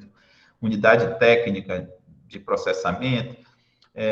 Então, nós temos essas etapas internas. Pode ser até dentro do arquivo, pode ser em qualquer outro setor, desde que a ideia é que você tenha ali pessoas responsáveis, equipamentos, estruturas, de preferência ter uma sala fechada de vidro, um espaço reservado para que essa equipe trabalhe, porque essa equipe vai receber um lote de documentos, geralmente é um lote, né? Vamos para a área de educação, por exemplo, tem lá, está recebendo os dossiês de alunos, 10 dossiês de alunos com cerca de 400 páginas cada um. Então, a equipe que está aqui nessa ponta, ela recebe, ela é um protocolo, ela vai receber, ela vai conferir se está tudo certinho, ela vai passar para a área de preparo. Essa conferência, ontem a gente estava até vendo a palestra da Aline, ela é interessante que seja quantificada, sim, né? Folha a folha, sim, porque, às vezes, na recepção desse documento, você tem lá o dossiê de Pablo Soledade, dossiê de Pablo com 459 folhas, viu? E aí o cara assinou que esse dossiê tem 459 folhas. Então, a responsabilidade agora passa a ser dele. Se ele não contar, como é que ele vai assumir essa responsabilidade? Se der 458 e a folha que está faltando é justamente a principal folha do meu dossiê e que alguém, por querer me prejudicar, tirou essa folha e aí vai me prejudicar, porque o digitalizado não vai ter essa folha, e vai prejudicar o birô inteiro e quem assinou dizendo que recebeu essa folha. Então, tem que contar. Se é 459, é 459. Paciência. Agora, nem sempre você contabiliza a quantidade de processos. Né? Se o protocolo está recebendo, você está recebendo 10 dossiês, e o protocolo está dizendo isso, são 10 dossiês, aluno A, B, C e D. Então, você recebeu, dizendo, recebi 10 dossiês. Você só não pode receber 9 ou 11, né? Aí, no protocolo, você está conferindo assim, tem 10 dossiês. A contabilização, ela pode ser feita, e ela, de repente, vai ser feita no preparo, na própria captura analógica, no processo de digitalização. Você vai verificar. Então, nem sempre as pessoas utilizam um protocolo para fazer essa contagem. Conferiu direitinho, entrega para o preparo, que é uma fase, né, física mesmo, de tirar grampo, tirar clipe, desamassar papel, é um trabalhozinho bom, né, deixar ele todo arrumadinho para entregar para quem vai fazer a digitalização. E aqui você pode separar também com folhas separadoras, né? Por exemplo, você recebe esses 10 dossiês e você vai colocar uma folha em branco ou um código de barra, um QR Code entre cada dossiê desse e entregar na digitalização. Por quê? Porque o scanner, quando passar essa folha do QR Code, ele vai separar esses arquivos digitalmente. Ou seja, você ganha produtividade na digitalização, porque às vezes você tem uma bandeja de ADF, né? ADF é o scanner, né? Aquela bandeja que recebe os papéis. Bandeja de 500 folhas, às vezes, né? E você tem prontuários, dossiês com 50, 40 folhas. Ao invés de você ficar colocando um a um, você coloca as 40 folhas de um, bota uma folha de QR Code e depois bota em cima e ele já vai fazer essa separação automática, tá? Então, aí passa-se sim para a captura, o que é chamado também de digitalização, né? Muita gente chama de digitalização apenas esse processo, eu também chamo, mas também eu posso chamar de captura analógica. Eu diferencio de captura porque essa fase aqui também, daqui para aqui, é chamada de captura, né? Especialmente pelo projeto Interpares, pelas resoluções do CONARC, né? Tem algumas coisas assim, alguns autores usam captura aqui. Então, para não confundir, eu estou usando captura analógica. E aí essa fase é uma fase importantíssima também, né? Mas você vê que é um conjunto de procedimentos que faz essa derivação desse representante digital, como eu conceituei lá no início. Essa fase, ela vai gerar essa imagem, né? Essa imagem digital, e é a partir da indexação, é a partir do controle de qualidade da assinatura digital que nós temos um representante digital pronto, num ambiente de guarda digital. Essa captura analógica vai depender muito do tipo do papel, dos metadados, das condições desse documento, né? E aí você vai para a indexação, que às vezes é manual ou automática. A indexação automática vai trazer alguns elementos desse desse documento, especialmente quando você está logado em uma máquina, né? Então, já vai trazer quem é o proprietário, né? Se você for fazer isso num software, já vai dizer quem digitalizou, o horário que digitalizou. Tudo isso vai estar nos metadados, que não fazem parte do documento interno, mas ele é uma característica extrínseca, né? Que está ligada diretamente ao documento digital, esses metadados, que proporcionam a recuperação dessa informação sem metadados, sem recuperação de informação.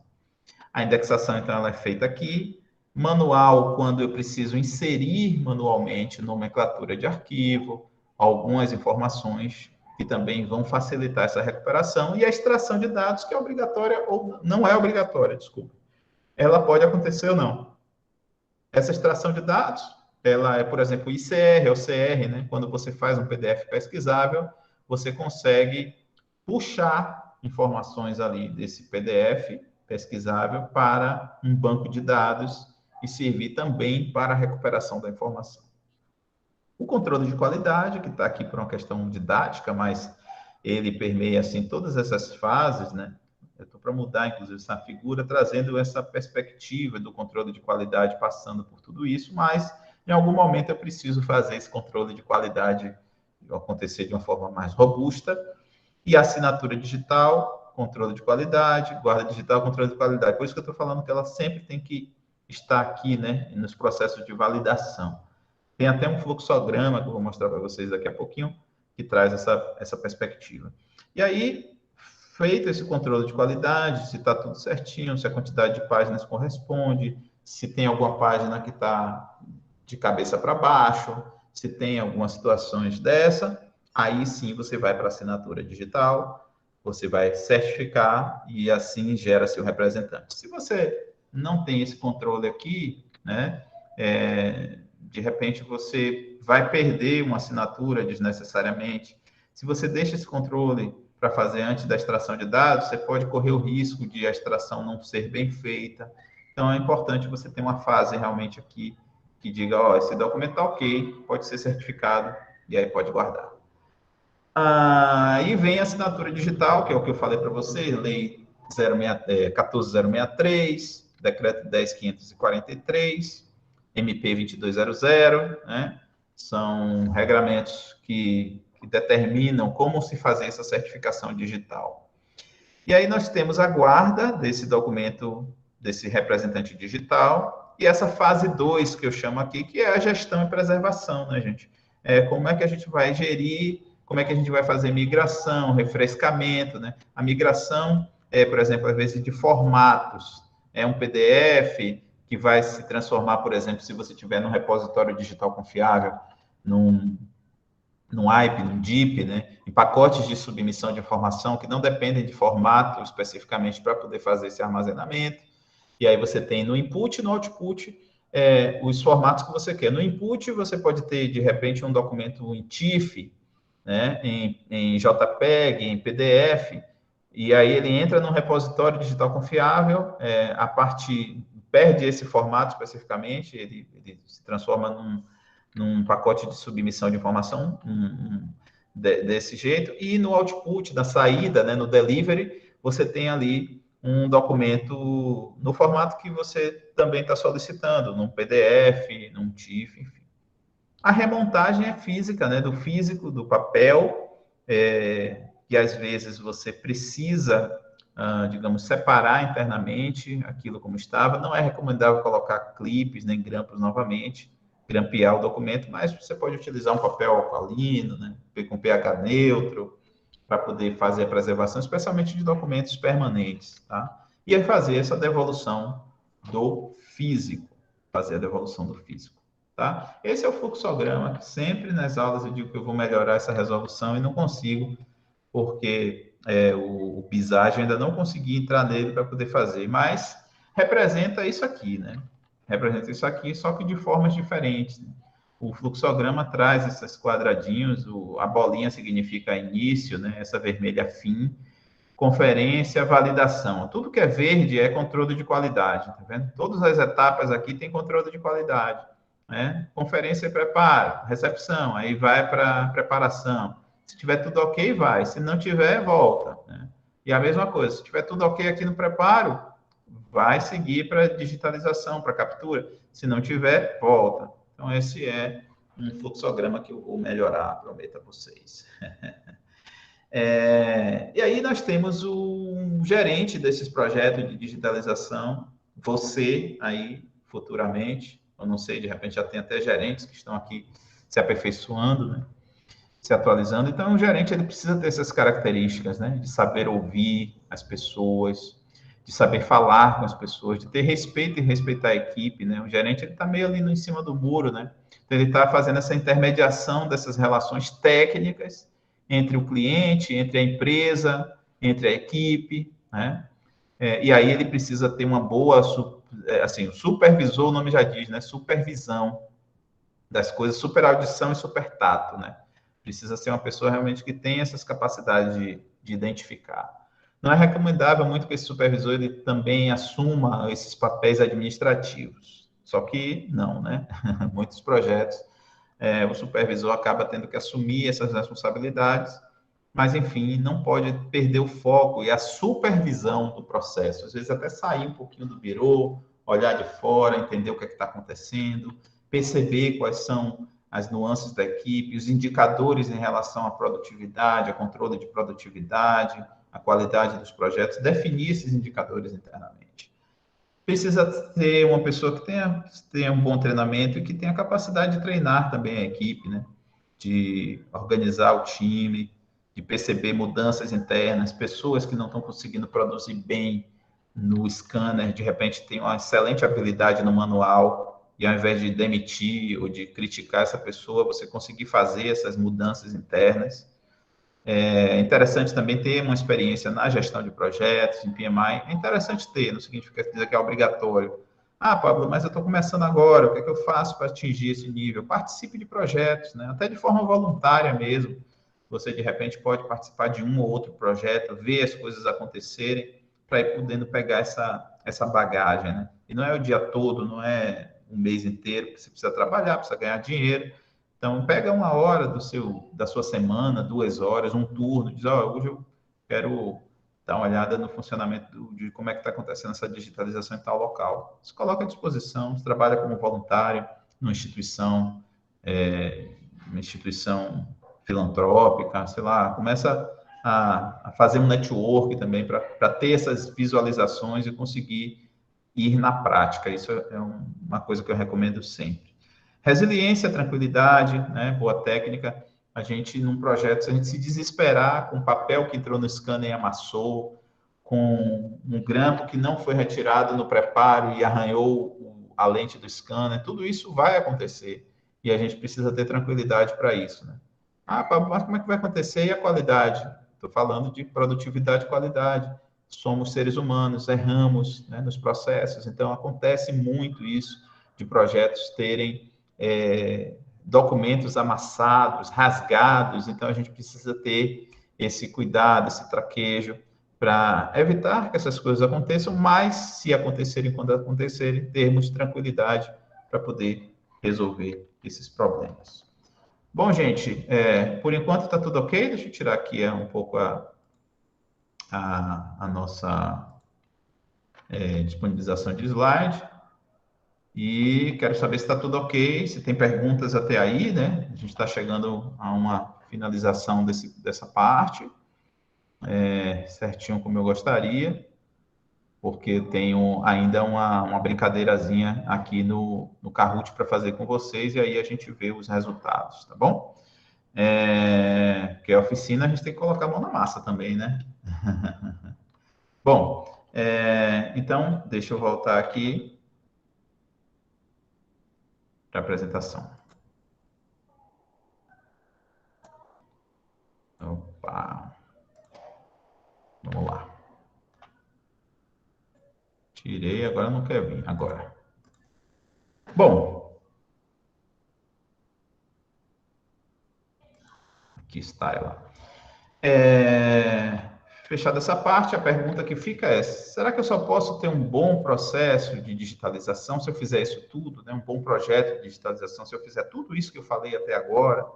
É claro que não, né, gente? Nós temos aquele jeitinho brasileiro de ser, o jeitinho positivo, obviamente, né?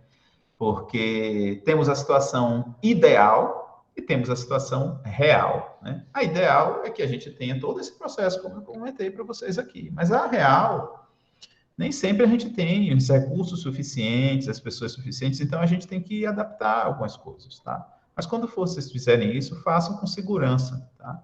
Façam buscando ajuda também de profissionais, eu estou sempre à disposição, sempre que eu posso eu respondo, né? As pessoas, tem muita gente me perguntando, às vezes, teve até essa semana uma situação um pouco chata no meu e-mail, porque a pessoa me perguntou uma coisa e acha que o outro tem a obrigação de responder na hora que ela quer, né?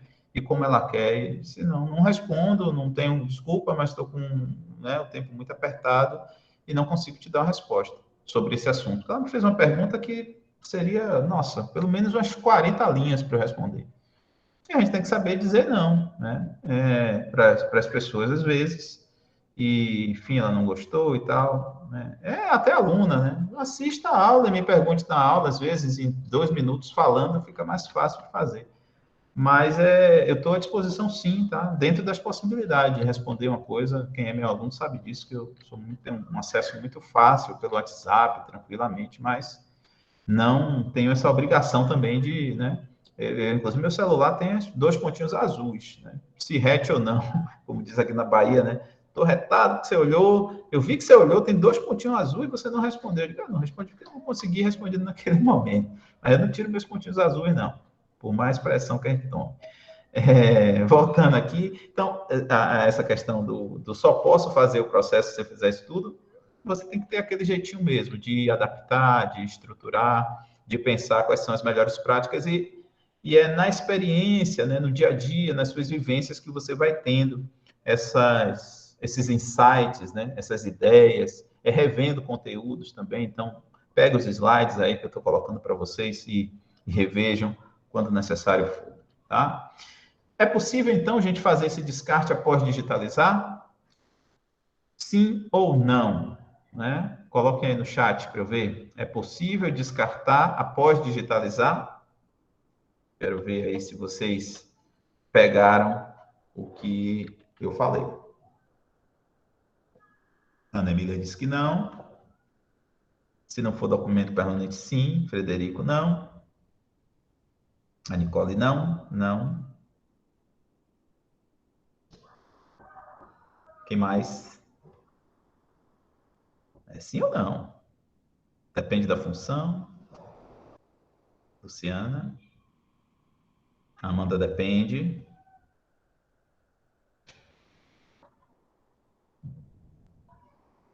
Valber, sim.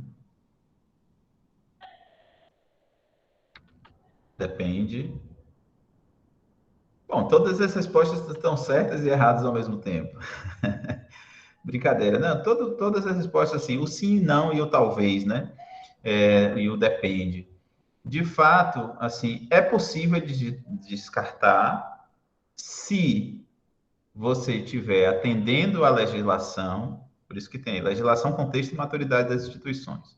Se você atender à legislação, né, conforme em conformidade. É possível você fazer, se a sua instituição tiver com maturidade suficiente para isso, se esse documento tiver sido avaliado, se existir tabela de temporalidade dizendo que esse documento não é permanente, tá? Aí é possível você pegar um documento que ele vai ter um destino final diferente da preservação permanente, tá? Aí é algo complexo, por isso que eu estou dizendo, ontem mesmo teve essa pergunta, eu posso pegar um prontuário, então, digitalizar e descartar? Vai depender. Depende, uma instituição pública, privada, está em qual estado do Brasil, porque até a legislação estadual muda em relação a isso. Qual é a opinião, parecer jurídico já tem, né? Qual é a opinião da área de tecnologia da informação? Estão preparados? Tá? Então, existem muitas variáveis nesse processo. É por isso que eu já falei para vocês, né? Falo que não é só a lei, é também a questão da maturidade institucional, né? eu até brinco com meus alunos, digo assim, é possível você ficar bilionário, né? A lei permite, sim, né? A lei permite que nós sejamos bilionários, né? Mas é preciso ter outras coisas para sermos bilionários, ou uma maturidade profissional muito suficiente, um produto, um serviço que gere esse bilhão, ou você ganhar algumas vezes, né, na loteria para gerar o bilhão. Enfim, possível, a lei permite, mas estamos preparados, né, para isso, estamos fazendo acontecer para isso, então a legislação permite que exista o descarte desse documento original, mas fizemos a avaliação documental para isso, né? Temos uma gestão de documentos pronta, temos um setor de tecnologia da informação capaz, um arquivo central pulsante, realmente estruturado, que possa absorver aí esse repositório digital confiável, entendeu? Então, é possível do ponto de vista legal, se realmente você tiver todas essas premissas delineadas, ok? Bom, gente, então é isso. Eu vou colocar uma brincadeirazinha para a gente, justamente nesse tempo, uns 20 minutos. Eu vou colocar um desafio para vocês aqui, responderem algumas questões, colocar a mão na massa, mas de antemão já quero convidar vocês aí para conhecer a Escola GDI, né? A gente está com um grupo no WhatsApp, na verdade, não para alunos, os alunos têm um grupo específico, mas eu criei um grupo no WhatsApp para convidar pessoas a conhecer mais a escola, porque a gente está abrindo uma turma agora em setembro, não vou falar muito da escola aqui, mas a ideia é que, se vocês quiserem entrar no grupo do WhatsApp para conhecer, vai valer a pena. Esses são os meus contatos, né? Esse é um contato institucional, é o 011, mas eu moro em Salvador, Bahia. Mas você pode mandar um WhatsApp aqui para mim nesse número, tá nos slides, esse contato. O site da Escola GDI, que está passando por revisão, então essa semana que vem nós teremos um site completamente novo, né? E aqui é meu e-mail também, que vocês podem falar comigo quando quiserem, ok? Deixa eu colocar, então, aqui agora para vocês. Deixa eu abrir aqui o Kahoot. Que bom, Sandra, que você gostou da oficina, da clareza das informações, eu fico feliz. Deixa eu ver perguntinhas aqui. A Ana Duarte, no processo de antes, em relação à elaboração de TR, o que é TR mesmo? Que não consegui anotar, desculpa. TR é termo de referência, né? É um documento que faz parte dos documentos de licitação, né? TR, às vezes é chamado de projeto básico, né? Órgãos públicos usam muito, né? E na área privada você tem projeto básico, tem OC, tem OP, tem várias siglas, mas é basicamente um documento referencial para fazer uma contratação, tá? Deixa eu colocar aqui o Kahoot para vocês. Primeiro o link, né, do grupo do WhatsApp, senão eu esqueço aqui da escola. Como eu falei, né, é uma divulgação para quem tiver interesse em conhecer e vir, de repente, a ser aluno da escola GDI. Está aqui o link do WhatsApp. Agora eu vou colocar o Kahoot para a gente brincar um pouquinho. Deixa eu pegar ele aqui. Ó, é um jogo básico, tá? Tem perguntas, algumas perguntas para vocês e tem um tempo para responder, tá? Então eu vou dar um tempinho de 5 minutinhos para vocês responderem e aí depois eu entro no jogo para ver quem é o grande campeão, tá bom? Então vamos jogar. Veja se tá tudo ok. Estou colocando aí. Vocês conseguem abrir. Aí vocês vão colocar o nome de vocês, tá? E vão aparecer as perguntas, tá? Sobre perguntas, algumas questões, talvez, eu acho que todas estão relacionadas à aula, né? Todas eu falei aqui hoje para vocês, então dá para responder, ok? Conseguiram abrir?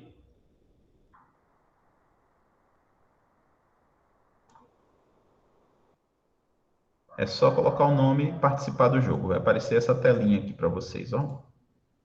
Deixa eu abrir aqui. Essa daqui.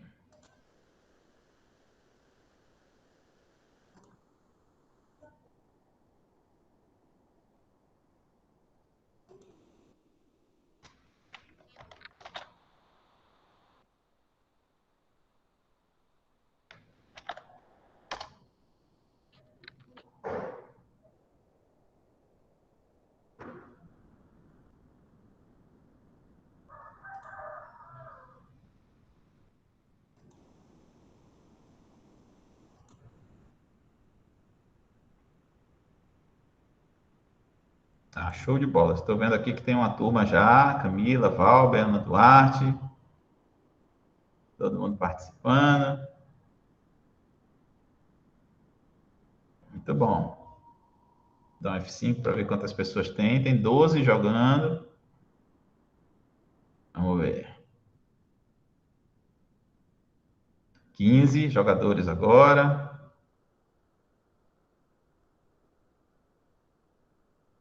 Fazer o seguinte, hoje à noite tem outra oficina, né? Vocês têm outra oficina de noite? Exato, exato. Com a Ana Carla? Hoje à noite é de Alessandro. Alessandro Rego. Alessandro, show.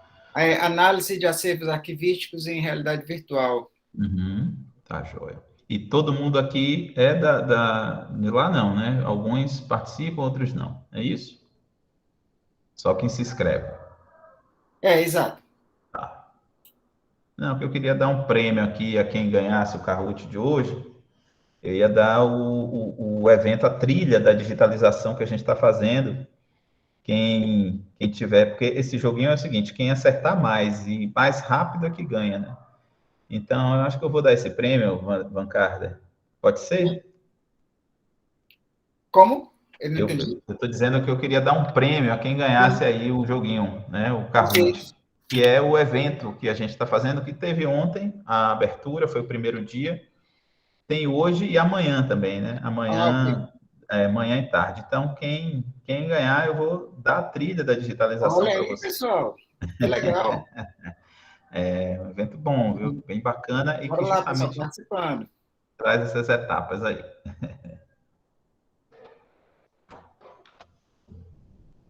Vamos lá, tô vendo que tem, por enquanto, 23 jogadores.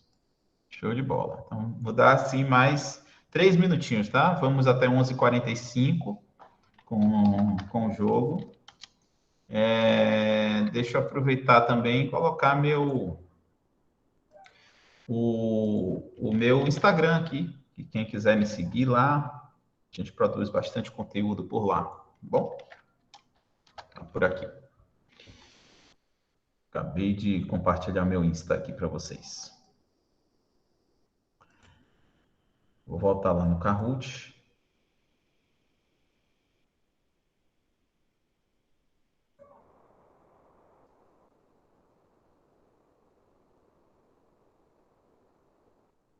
E aí a gente vai responder as questões.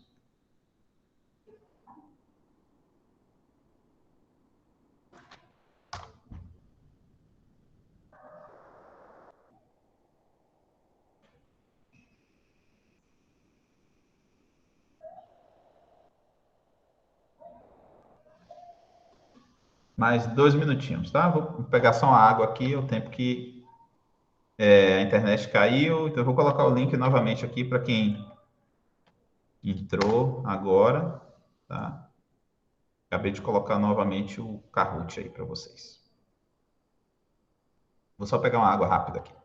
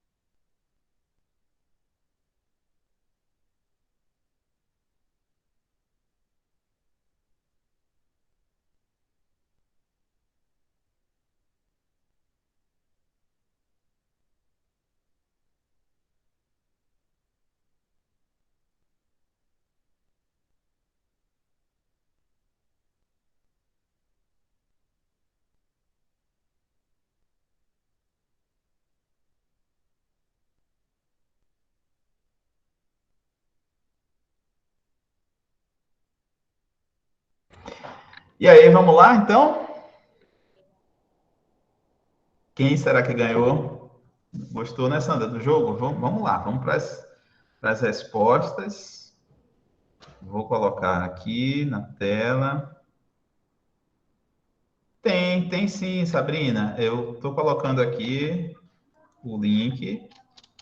Você pode jogar lá, porque eu vou entrar nas respostas. Pode ser até que algumas pessoas respondam depois, mas aí o resultado vai ser daquele momento ali que a gente abrir, tá joia? Então vamos lá. Eu vou compartilhar a tela aqui do nosso game.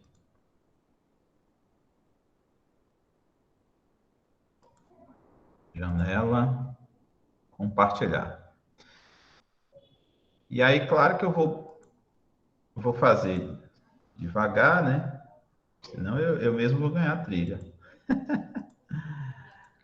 Ai, ai. Vamos lá. Então, dá o F5 aqui, atualizar a quantidade de participantes e vou responder as questões com vocês. Ó, foram 27 por enquanto, 27 jogadores. Vou colocar aqui meu nome, Fábio Soledade. Ok. E a primeira pergunta foi, vamos lá. Olha só. Foi um quiz, né? São algumas etapas do processo de digitalização. Guarda física e restauração, captura e indexação, organização e captura ou preservação e acesso. Captura e indexação, né, gente? São etapas do processo. As outras, não, a organização, por exemplo, não é uma etapa do processo de digitalização, é algo prévio, né? Preservação e acesso é algo, digamos, que faz parte desse arcabouço, mas não é etapa. Então, eu acertei, claro que eu vou ficar muito lá embaixo, porque você vê que eu demorei para responder, né? Então, vamos ver. A Ana, por enquanto, está ganhando aqui, a Luciana em segundo lugar, por um pontinho. Vamos avançar e ver aqui, porque tem que acertar todas, né? Na verdade, assim, depende, né? A digitalização não precisa seguir um fluxograma, já que suas etapas são independentes. Isso é verdadeiro ou falso? Isso é falso, né, gente? Tem um fluxo para seguir. A digitalização, se não tiver esse fluxo, tem problemas. Então, é falso.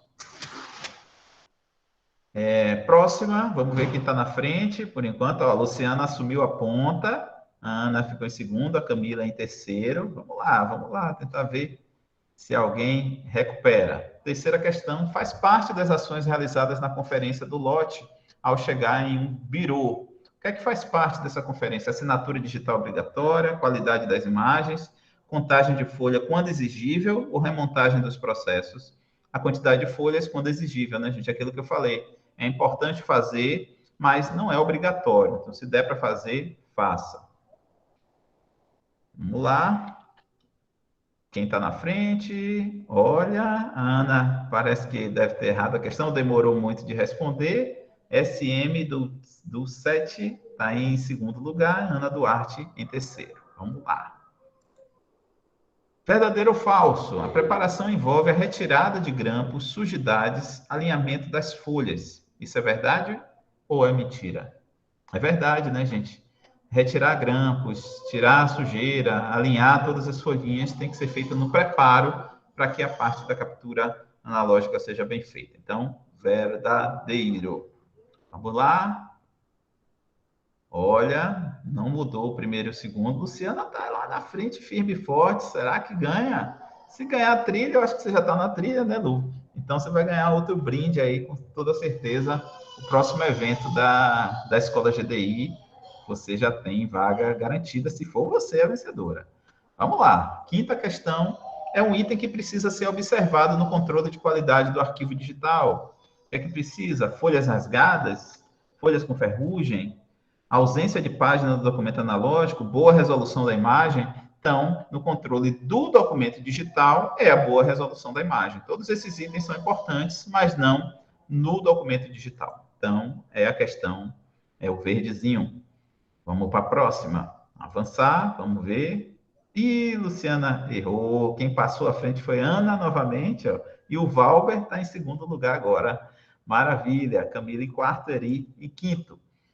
Verdadeiro ou falso? A MP 2200 estabelece o uso do ICP Brasil, possibilitando assim a certificação digital. Verdadeiro ou falso? Verdadeiro, pessoal. Então, há 20 anos nós temos uma resolução, uma medida provisória, um documento, uma normativa que possibilita, sim, a certificação digital. Então, verdadeiro. Vamos para a próxima. Vamos ver. O Luciano acertou e foi para cima de novo, hein? O Valber ficou em segundo. Vamos ver. Penúltima questão. É uma característica de um bom planejamento para a guarda digital.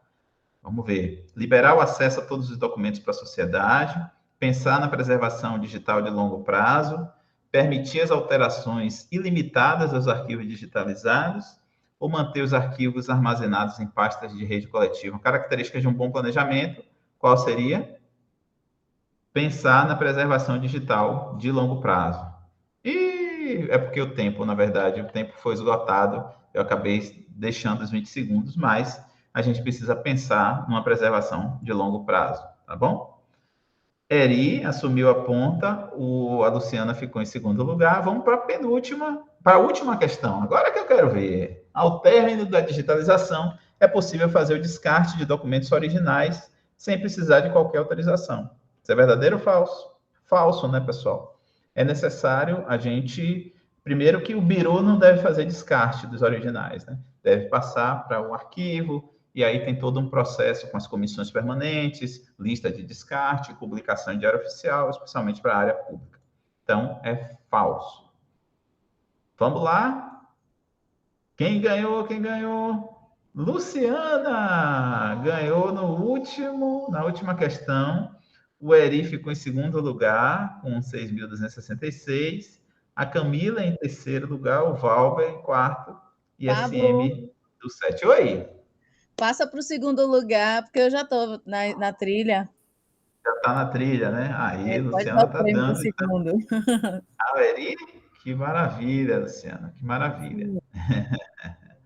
Então, eu vou interromper aqui o compartilhamento, voltar.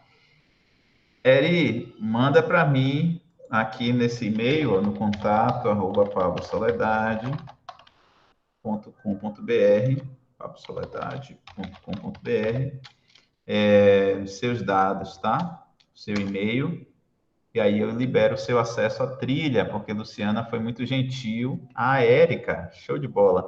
Maravilha, Érica. Então, mande seus dados lá, ou me passe seu e-mail por aqui logo agora, se você assim preferir, que eu já coloco você na trilha. E, Luciana, por essa gentileza, ainda assim, você vai ganhar aí, Lu, a próxima atividade da Escola GDI, tá bom?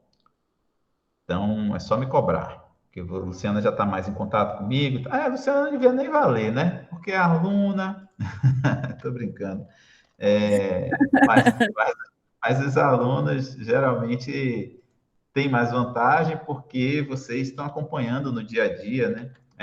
Essas atividades. Gente, então eu encerro por aqui, né?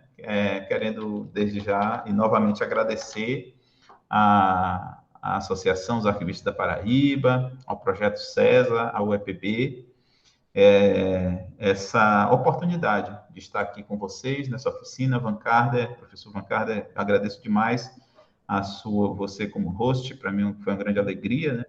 E agradeço a todos pela participação, pela interação e me coloco à disposição. Professor Pablo, nós que agradecemos muito, tá, de coração, a extrema gentileza, tá, a brilhante oficina, tá, que o senhor dividiu com a gente hoje. Foi uma grande alegria conhecê-lo.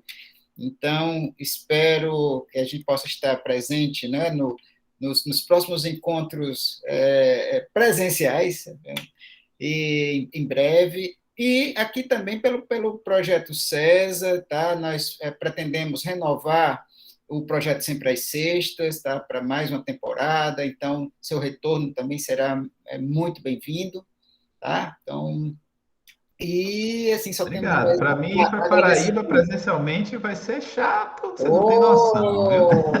Maravilha, maravilha. Estou à disposição. Esperamos sim, esperamos sim.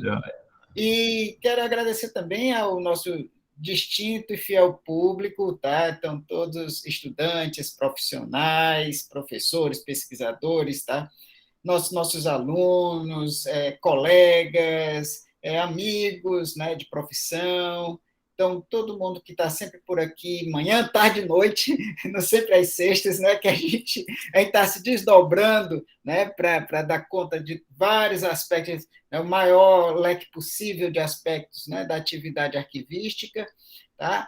Então, hoje à noite, relembrando, pessoal, o projeto Sempre às Sextas estará de volta às 18 horas, tá? Com Alessandro Rego de Lima, com análise de acervos arquivísticos em realidade virtual, utilizando Hypercube 4X.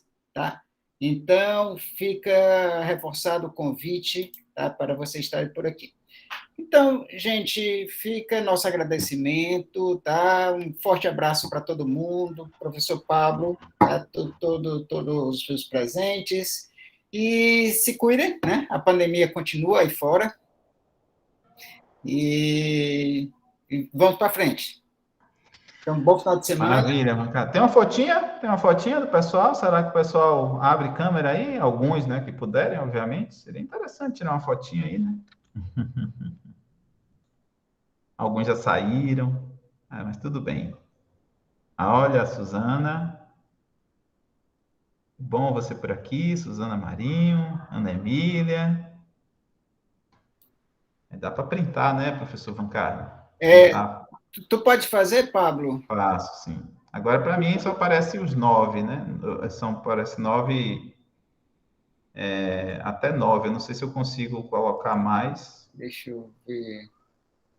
Mas só está aparecendo para mim 9 quadros. E tem mais 17 pessoas. Mas, enfim, eu acho que só aparece também quem abre a câmera, né? O Valber tá aí. Valber chegou quase lá, hein? Ficou... Chegou uma hora ali, mas acabou se passando. Teve alguma questão que vocês ficaram com dúvidas também em relação ao resultado? Ou foi um deslize mesmo, coisas rápidas, né? Às vezes a gente... E se vocês quiserem refazer o teste, podem refazer usando aquele link, eu vou deixar disponível até amanhã. Enquanto a gente está raciocinando, o tempo passa, aí pronto, acabou. Passa. É verdade. Vamos lá, então, né? Tirar a foto no 3, 2, 1. Aí, printei. Aqui eu vou colocar...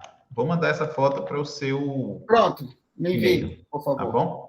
Tá ótimo. Ô, professor Vancarder, uma dúvida só sobre o certificado. Eu me inscrevi no meu e-mail pessoal, mas quando foi para preencher o formulário para receber o certificado, eu coloquei o institucional. Tem algum problema ou não? Não, sem problema. Tá bom, então. Só isso. Obrigada. Joia. Ok. Vou mandar para o seu e-mail. Falou. Muitíssimo obrigado. Tchau, tchau, pessoal. Excelente final de semana. Gente. Bom final de semana.